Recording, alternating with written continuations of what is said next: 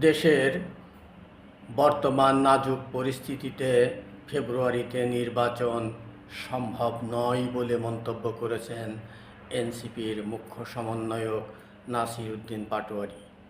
নির্বাচন ভবনে তিনি নির্বাচন কমিশনারদের সাথে আলাপচারিতা শেষে এই ধরনের প্রশ্ন করেন। তিনি বলেন, শাহজালাল আন্তর্জাতিক বিমানবন্দরে আগুন, রূপপুরে পারমাণবিক স্থাপনায় আগুন, দেশের কোনো মানুষ নিরাপদে নেই, স্বস্তিতে নেই, শান্তিতে নেই। প্রশাসনের কোনো স্তরে কোনো শৃঙ্খলা নেই, সব কিছু এলোমেলো। বিদেশি ভোটারদের নামে কমিশন আমোদ ফুর্তিতে মত্ত। এমতো পরিস্থিতিতে দেশে একটি সুষ্ঠু নির্বাচন হওয়ার মতো সঠিক কোনো পরিস্থিতি এই মুহূর্তে দেশে বিদ্যমান নয় বলে তিনি মন্তব্য করেন। তিনি বলেন, একটি দেশে সুষ্ঠু নির্বাচন হতে হলে সেখানে সমস্ত দলের অংশগ্রহণ থাকতে হয়, জনস্বতঃস্ফূর্ততা থাকতে হয়, মানুষের ভিতরে স্বস্তি থাকতে হয়, মানুষের নিরাপত্তা থাকতে হয়, যার কোনো কিছুই এই মুহূর্তে বাংলাদেশে নেই। তিনি বলেন, প্রশাসন ইচ্ছে মতো চলছে, কোথাও সরকারের কোনো নিয়ন্ত্রণ নেই। জুলাই সনদের নামে প্রতারণা করা হয়েছে। জুলাই সনদের নামে মানুষের সাথে বড় ধরনের একটি প্রতারণা করা হয়েছে। এই সনদ বাস্তবায়নের কোনো দিক নির্দেশনা নেই কোনো আইনি ভিত্তি, যে কারণে এনসিপি জুলাই সনদে সমর্থন করেনি, সই করেনি, উপস্থিত থাকেনি। তিনি বলেন যে বর্তমান নির্বাচন কমিশন দিয়ে সুষ্ঠু নির্বাচন হওয়া সম্ভব নয়। এ কারণে প্রয়োজন হলে তিনি বলেছেন যে আমরা শাপলার জন্য কমিশনে আসিনি, আমরা এসেছি একটি সুষ্ঠু সুন্দর নির্বাচনের জন্য। প্রয়োজন হলে কমিশন পরিবর্তন করা হবে। তিনি বলেন, দেশে মানুষের জীবনের নিরাপত্তা যদি না থাকে, মানুষ যদি স্বস্তিতে না থাকে, শান্তিতে না থাকে, তাহলে কিসের নির্বাচন?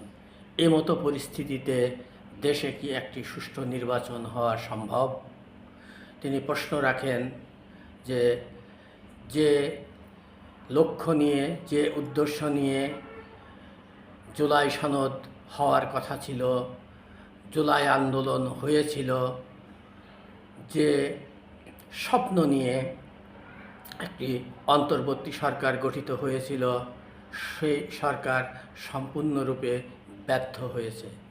তাই দেশের বর্তমান নাজুক পরিস্থিতিতে ফেব্রুয়ারিতে কোনোভাবেই নির্বাচন হওয়া সম্ভব নয় বলে নাসির উদ্দিন পাটোয়ারি মন্তব্য করেন।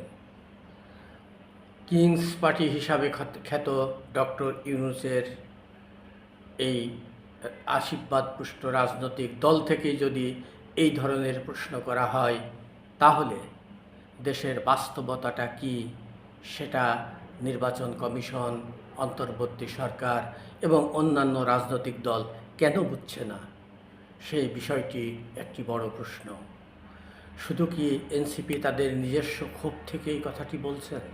তাদের চাওয়া পাওয়া ব্যাহত হয়েছে বলে কি এই কথাটি বলছেন?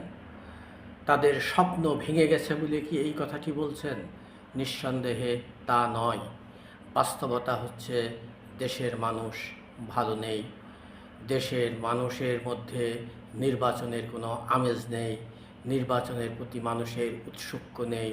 মানুষ নিরাপত্তাহীনতায় দিনপাত করছে, মানুষের কর্মসংস্থান সংকুচিত হয়ে গেছে, আয়ের পথগুলো সংকুচিত হয়ে গেছে, চারিদিকে অরাজকতা, চাঁদাবাজি আর মব সন্ত্রাস।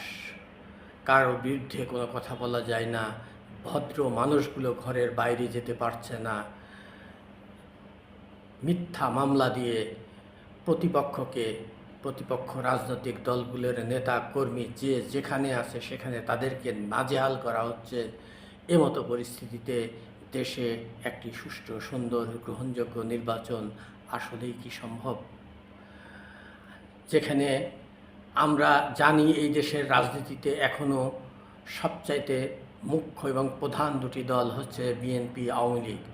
এরপরেই জামাত এবং জাতীয় পার্টির অবস্থান। এখানে মুখ্য রাজনৈতিক দলগুলোই তো অনুপস্থিত। তাহলে কিসের ভিত্তিতে এ ধরনের একটি নির্বাচন অনুষ্ঠিত হতে যাচ্ছে, তিনি সেই প্রশ্নটি রাখেন নির্বাচন কমিশনের কাছে। তাই দেশে একটি সুষ্ঠু, সুন্দর পরিবেশ তৈরি করতে হবে, প্রশাসনে শৃঙ্খলা ফিরিয়ে আনতে হবে এবং সকল দলের অংশগ্রহণের ভিত্তিতেই কেবল একটি উৎসবমুখর নির্বাচন অনুষ্ঠিত হতে পারে। না হলে জুলাই আন্দোলন, জুলাই সনদ, এই সমস্ত যে কর্মকাণ্ডগুলো, তথাকথিত সনদগুলো কখনোই আলোর মুখ দেখবে না, বাস্তবতার বেলাভূমি স্পর্শ করবে না।